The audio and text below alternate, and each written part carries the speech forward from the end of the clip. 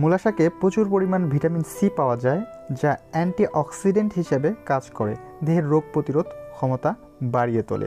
এছাড়াও এতে anti cancer উপাদান থাকায় মূলা শাক নিয়মিত খেলে অ্যালার্জি ও হৃৎপিণ্ডের বিভিন্ন রোগ থেকে সুরক্ষা পাওয়া সম্ভব।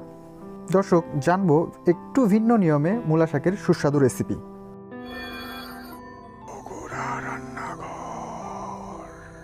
আসসালামু আলাইকুম সুপ্রিয় দর্শক শ্রোতা, আশা করি সবাই ভালো আছেন। শুরুতে মূলা শাকের পাতাগুলো ছড়িয়ে শুধু ডাঁড়া নিয়েছি এবং আলু ঝিরিঝিরি এইরকম রূপে কেটে নিয়েছি এবং এখানে শুটকি মাছ নিয়েছি, পেঁয়াজ কুচি এবং এখানে মরিচের কুচি নিয়ে রেখেছি। দর্শক, অনেকেই মূলা শাক খেতে চান না এর তেতো স্বাদের কারণে। চলুন তাদের জন্য আজকে একটু ভিন্নভাবে চেষ্টা করে দেখি। দর্শক, একটি প্যানে মূলা শাকের ডাঁড়া, আলু, পেঁয়াজ, মরিচ, লবণ, স্বাদমতো হলুদ এবং একটুখানি সয়াবিন তেল দিয়ে ভালোভাবে মেখে নিতে হবে। মূলা শাকে প্রচুর পরিমাণ ভিটামিন সি পাওয়া যায়, যা অ্যান্টিঅক্সিডেন্ট হিসেবে কাজ করে দেহের রোগ প্রতিরোধ ক্ষমতা বৃদ্ধি করে।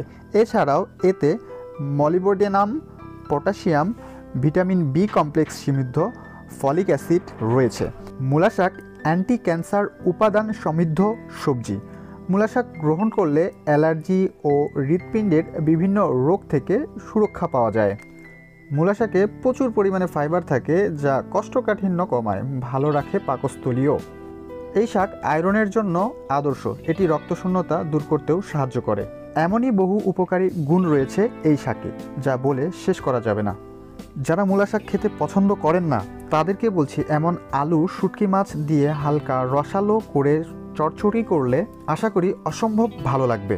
এমন সুস্বাদু খাবার তৈরি করতে এবং এর গুণাগুণ সম্পর্কে জানতে বগুড়া রান্নাঘর সাবস্ক্রাইব করুন। বগুড়া রান্নাঘরের পাশে থাকুন। ধন্যবাদ।